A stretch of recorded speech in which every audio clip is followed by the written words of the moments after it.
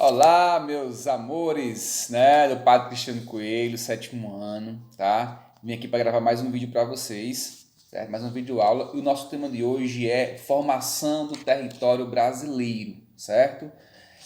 Como é que esse território brasileiro, nosso território, foi se constituindo, foi surgindo, tá? Então vamos lá. Nessa formação, em primeiro momento, nós tivemos aqui nós tínhamos a presença dos povos locais, que eram os indígenas, tá? E em seguida vieram os colonizadores, e foram os portugueses. Agora, vale lembrar que os europeus começaram a fazer esse movimento de colonização.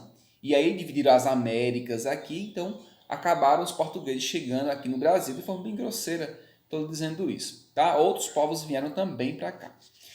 Mas quando esses europeus chegaram aqui no Brasil, nós já tínhamos aqui aproximadamente 4 milhões de pessoas aqui, tá? Que a gente costuma chamar de indígenas, tá?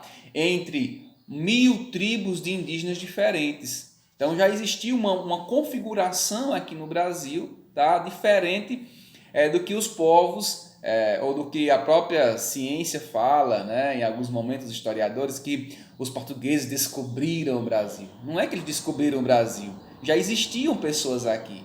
Ou seja, o Brasil foi revelado, o território do Brasil foi revelado para os portugueses, para eles, mas já existia um povo aqui, tá? Então vamos lá. No século XV, tá, em 1500, os portugueses, em busca dessas novas terras, né, o Brasil começa a ser explorado, descoberto, né? Os portugueses descobriram para eles, não existia, mas descobriram para eles, né, o território brasileiro. Então os portugueses chegam ao Brasil, tá? E aí dividem para que, com o objetivo de dominação, com o objetivo de marcar território, divide o Brasil em capitanias hereditárias, certo? Destaca aí para a capitania de Pernambuco, que o contorno do estado do Pernambuco é basicamente ainda a capitania hereditária, certo? É uma das que mais foi favorecida, certo? Mais teve pomposidade, digamos assim. E quem era que ocupava essas capitanias, que mandava nessas capitanias? Eram os nobres, tá? Os nobres portugueses ou funcionários de confiança da coroa portuguesa, tá ok? Já no século XVI, século XVII, surgiu aí o Tratado de Tordesilhas. O que foi o Tratado de Tordesilhas? É que as terras a leste ficavam para Portugal e as terras a oeste ficariam para a Espanha, os espanhóis, tá? As terras brasileiras. Só que aí, através dos bandeirantes que os portugueses enviaram, né, que foram responsáveis para adentrar o território brasileiro, em busca de escravizar os índios e em busca de ouro e prata. Esse foi um dos fatores que fez com que o território brasileiro se expandisse mais para os portugueses. E aí foi rompido o Tratado de Tordesilhas, certo? Então, o compromisso que os portugueses tinham com os espanhóis foi rompido nesse momento aí, através um dos motivos foi os bandeirantes que adentraram e perceberam que existia uma economia muito forte dentro do Brasil, tá? Então vamos lá. Dentre esse movimento de expansão territorial do Brasil, a exploração econômica é um dos fatores mais importantes que faz com que o Brasil se torne todo português, certo? Por conta das economias em que o Brasil oferece.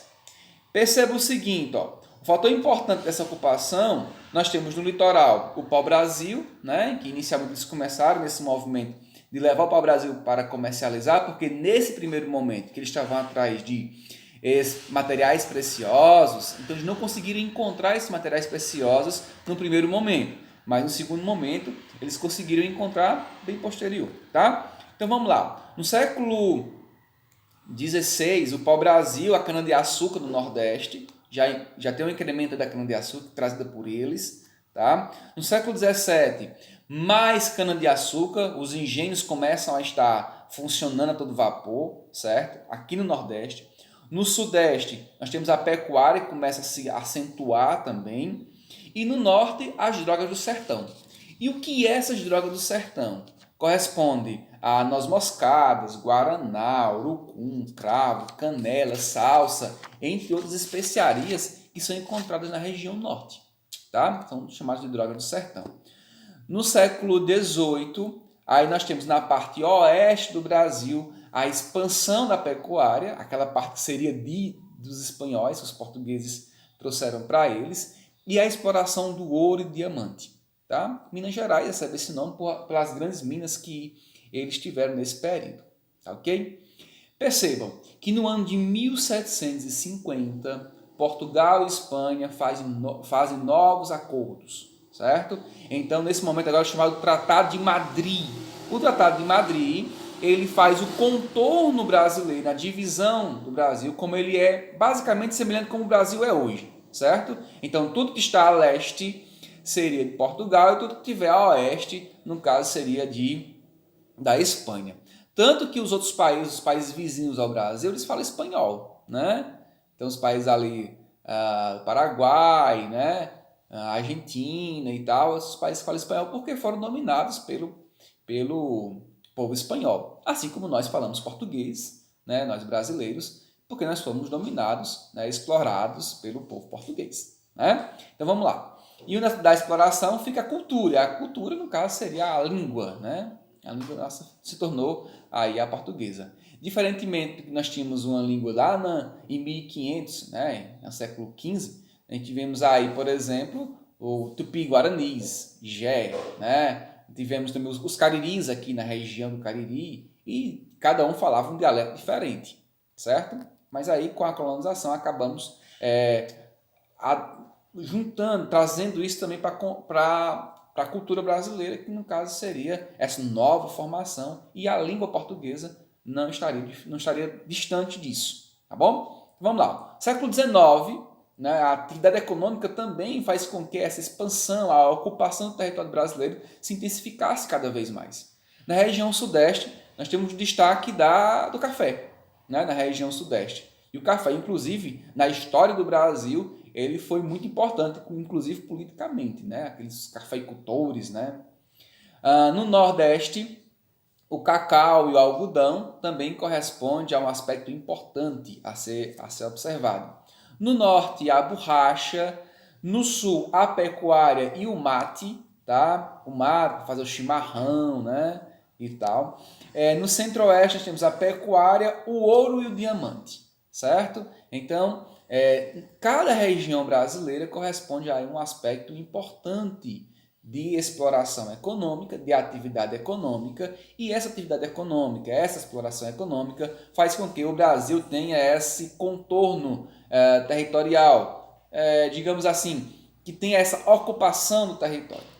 Em resumo, na nossa aula aqui, olha, pode observar o seguinte: os portugueses chegam ao Brasil e essa chegada ao Brasil é atrás de materiais preciosos. Não encontra materiais preciosos de primeiro momento, mas encontra o pau-brasil, posteriormente cana-de-açúcar, aí então encontra ouro, diamante, percebe que a pecuária é algo também que possa render para eles, as drogas do sertão lá na parte norte. Então todos esses produtos, eles são levados para Portugal, que é a coroa nesse primeiro momento, tá? E isso em busca de poder, tá? E tudo isso em busca de poder. A Europa em si, né, os países da Europa estavam em busca de ocupar maiores territórios possíveis. E quanto maior o território, maior poder eles tinham, tá? Nesse momento aqui, o Brasil seria uma colônia de Portugal. E tudo aquilo que era produzido aqui mandava-se para Portugal. Tá bom? Assim como a Inglaterra dominou os seus países, assim como a Espanha também dominou países em todo o mundo, na África, por exemplo, na América, por exemplo, tá bom? Pessoal, ficamos aqui com essa aula, espero que vocês tenham gostado dessa introdução sobre a ocupação do território brasileiro e depois a gente traz mais aulas sobre geografia, tá bom? Grande abraço, professor Alisson. Tchau, tchau.